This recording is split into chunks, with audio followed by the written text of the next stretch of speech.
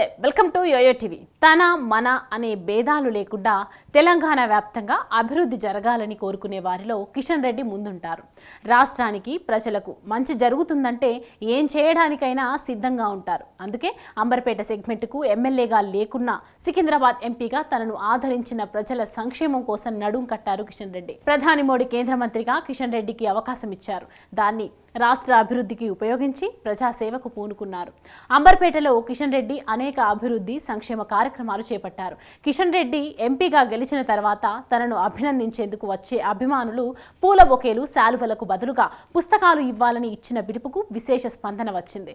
ఇలా సేకరించిన పుస్తకాలను ప్రభుత్వ పాఠశాలల్లో పేద పిల్లలకు పంపిణీ చేశారు. మహిళా సాధికారిత దిశగా నరసింహ బస్తీ, పోచమ్మ బస్తీ, బర్కత్పురాలలో ట్రైనింగ్ సెంటర్లు ఏర్పాటు చేశారు. ఇందులో టైలరింగ్, బ్యూటీషియన్, మగ్గం, జూట్ బ్యాగ్, సబ్బులు, కొవ్వొత్తుల తయారీలపై శిక్షణనిస్తున్నారు.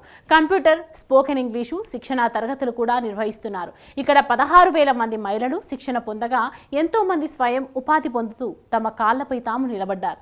అంతేకాకుండా కిషన్ రెడ్డి పశువుల విషయంలో కీలక నిర్ణయం తీసుకున్నారు.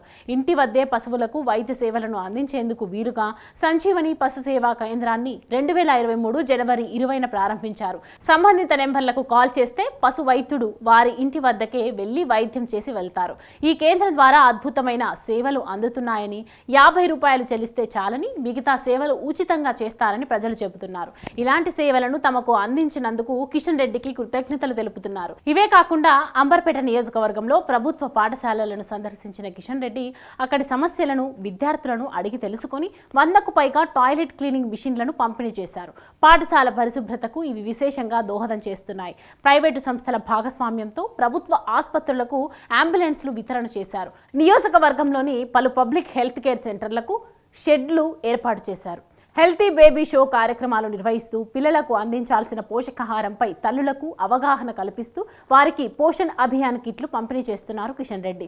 అంతేకాకుండా బతుకమ్మ, అయ్యప్ప, పడిపూజ, బోనాలు ఉత్సవాలను కిషన్ రెడ్డి అప్రతిహతంగా నిర్వహిస్తూ వస్తున్నారు. దసరా, వినాయక చవితి ఉత్సవాలలోనూ పాల్గొంటూ భక్తులకు అసౌకర్యం కలగకుండా చర్యలు చేపడుతున్నారు. యువత ఆకాంక్షలు నెరవేరేలా కౌశల్ మహోత్సవ్ పేరిట జాబ్ మేళాలను నిర్వహించేలా చర్యలు చేపట్టారు. దివ్యాంగులకు కిషన్ రెడ్డి బ్యాటరీ ట్రైసైకిళ్లు, ఇతర ఉపకరణాలను పంపిణీ చేశారు. రత్నానగర్ బస్తీలో కమ్యూనిటీ హాలు నిర్మించారు.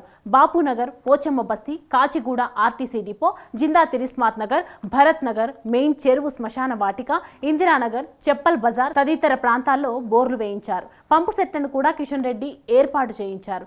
కరోనా సమయంలో అంబర్పేటలోని ప్రజలు ఇబ్బంది పడకుండా అన్ని ఏర్పాట్లు చేశారు కిషన్ రెడ్డి. ఒక్క నియోజకవర్గంలోనే కాదు, తమ వద్దకు ఏ సమస్య వచ్చినా కిషన్ రెడ్డి పరిష్కరిస్తారని పేరుంది. ఇలా నాని అనే తారతమ్యం లేకుండా, ఒక్క సికింద్రాబాద్, హైదరాబాద్ అనే తేడా లేకుండా రాష్ట్ర వ్యాప్తంగా అభివృద్ధికి కిషన్ రెడ్డి కృషి చేస్తున్నారు. ఇప్పటికే కేంద్రం నుంచి కోట్ల నిధులను మంజూరు చేయించి కావాల్సిన అభివృద్ధి చేస్తూ దేశానికి తెలంగాణ రోల్ మోడల్గా నిలవాలని కిషన్ రెడ్డి ఆకాంక్షిస్తున్నారు.